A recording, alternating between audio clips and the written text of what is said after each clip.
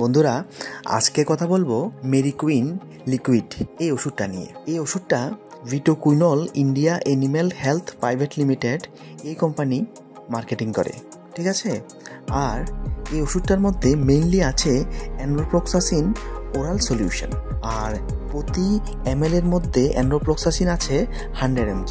আর কি রোগের ক্ষেত্রে এই ওষুধটা ব্যবহৃত হয়, তো মনে রাখবেন এটা একটা অ্যান্টিব্যাকটেরিয়াল অ্যান্টিবায়োটিক ওষুধ, যেটা মেইনলি ব্যবহৃত হয় সিআরডি বা ক্রনিক রেসপিরেটরি ডিজিজ এই সমস্যায়, আর সালমেনোলোসিস, পলিবেসিলোসিস বা কোরিজা ইকোলাই ইনফেকশন এই ধরনের সমস্যার মধ্যেও কিন্তু এটা ব্যবহৃত হয়। তো কি করে আপনি বুঝবেন যে আপনার যে পোলট্রি মুরগি আছে বা আপনার যে দেশি মুরগি আছে ওই মুরগিগুলির মধ্যে এই সমস্যাগুলি হয়েছে কিনা?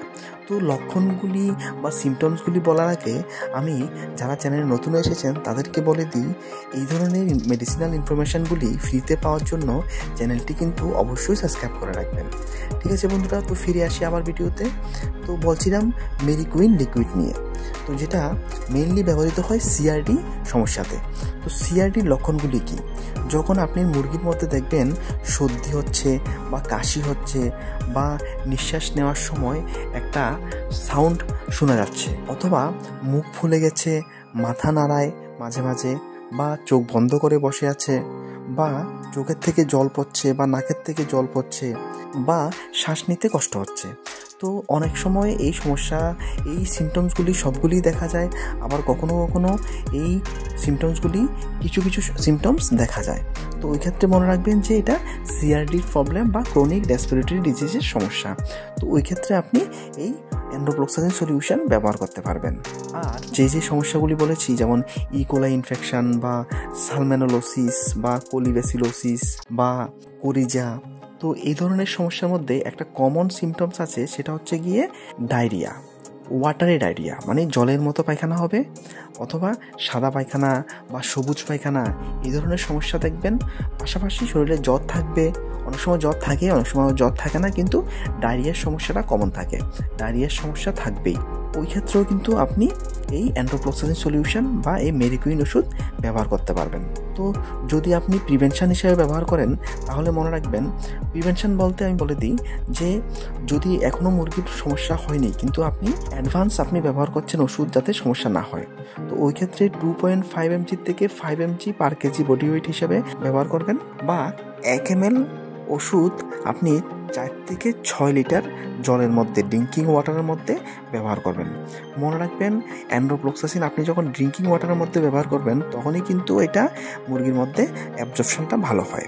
আর যদি আপনি ট্রিটমেন্ট হিসেবে ব্যবহার করেন, তাহলে ট্রিটমেন্ট বলতে আপনার মুরগির সমস্যা দেখা দিয়েছে আর এখন আপনি ব্যবহার করছেন মুরগিগুলিকে সুস্থ করার জন্য, তো ওই ক্ষেত্রে 10 mg পার কেজি বডি ওয়েট হিসেবে আপনি হিসাব করে ব্যবহার করবেন, বা 1 ml ওষুধ ব্যবহার করবেন 2 লিটার ড্রিঙ্কিং ওয়াটারের মধ্যে।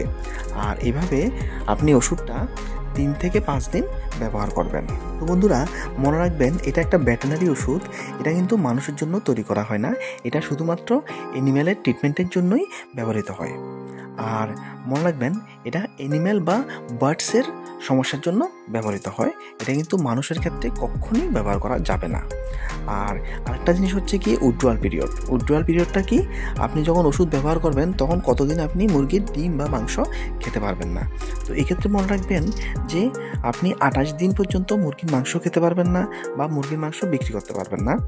আর ডিম বা এগ 7 দিন পর্যন্ত ব্যবহার করা যাবে না। মনে রাখবেন বন্ধুরা, এই ওষুধটা পোলট্রি বা দেশি মুরগি ছাড়াও কিন্তু ক্যাটেলের মধ্যেও ব্যবহার করা হয়। ক্যাটেল মানে বড় যে জীবজন্তু বা গরু আছে, ওই ধরনের জীবজন্তুর ক্ষেত্রেও কিন্তু এই ওষুধটা ব্যবহৃত হয়। তো ওই ক্ষেত্রে আপনি 4 দিন পর্যন্ত কিন্তু মিল্ক ব্যবহার করা যায় না, আর 10 দিন পর্যন্ত মিট ব্যবহার করা যায় না, ঠিক আছে বন্ধুরা। তো আজকের এই ভিডিওতে এতটুকুই। ইনফরমেশনগুলি ভালো লাগলে ভিডিওটিকে একটি লাইক অবশ্যই দেবেন, আর চ্যানেলটি অবশ্যই সাবস্ক্রাইব করে রাখবেন। ধন্যবাদ বন্ধুরা।